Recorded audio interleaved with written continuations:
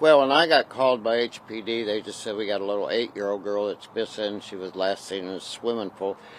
They called the fire department out first, and the fire department checked everything, and they couldn't find her. She wasn't there. So at that point in time, we felt as though, well, she wandered away somewhere. She's in a room somewhere. She's outside wandering around. So we actually had searchers outside and in the motel. And then we had these long poles that had a camera on it, and we put that pole up inside that pipe. We had 2 of our divers there, and then that's when we discovered that her body was up in that pipe, approximately 20 feet up in that pipe. So it was real apparent then that there was some type of malfunction. She could have never swam in that pipe, and again, for her body to be that far up that pipe, there certainly appeared at that point in time to be some malfunction. We got all the pumps turned off, got HPD out there, the fire department out there, and then then all the work started on breaking out concrete, getting down to the pipe, and getting her out, which is a long, tedious process. Mr. Miller, can you talk to us about seeing that video and what it is you saw in your heart at that moment? Well, it was something that was just almost unbelievable when we put that pole up there with that camera, and it was just it was almost unbelievable. We could not believe that even at her size, with the size of that pipe, that this could have happened. And so then, of course, we called off all our searchers that were outside searching and everything, and then it was, roughly 6:45 that morning when they finally got her out. So again, it was long, tedious process, and what HPD Fire Department did and how they did it was a true challenge, to say the least. Do you know if your volunteers, when they were down there with the cameras, did they feel suction themselves? We had the pumps turned off at that time, and again,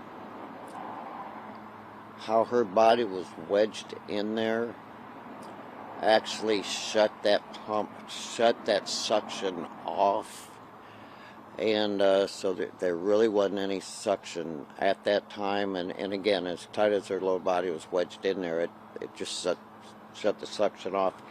Her little body was all the way to the pump, so it took it in there a good distance.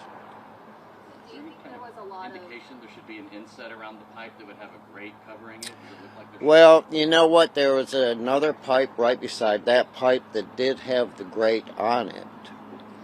So what the speculation is now, and of course we'll have to wait for the investigation, what the speculation is now, I think that there was some work done with that pump, possibly even change that pump. And if that pump was wired wrong, that would create the pipe that was blowing water out to suck in. Right beside there was another pipe with a grate on it. That's the one that's supposed to be sucking in, because it's basically a circulation pump. So right now the speculation is if something went wrong with the pump, or was it wired wrong, or of course that's going to be the investigation to figure out. Did you, when you were there, did you actually see any of the local management or the owner of the hotel? Did you communicate with those folks at all? Question again, I'm sorry. Any of the gentlemen who owns the hotel, or any local management people who run the hotel, did you communicate with them? We tried to get a hold of the pool company, which we couldn't. It took a long time for a maintenance guy to finally get out there, and we went in the room where all the pool equipment was at, and I just started shutting stuff off. There was not a lot of help, to put it like that. Not a lot of help. Just to clarify, when you guys initially arrived on scene, at this point, it was still known that Aaliyah had disappeared. It wasn't clear if she was.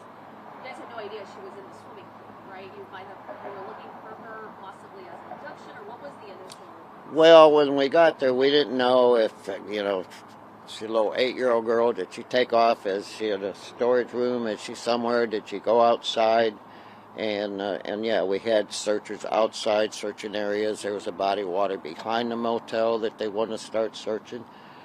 And of course, my biggest fear was there's a lot of people at the motel. Did somebody actually abduct her?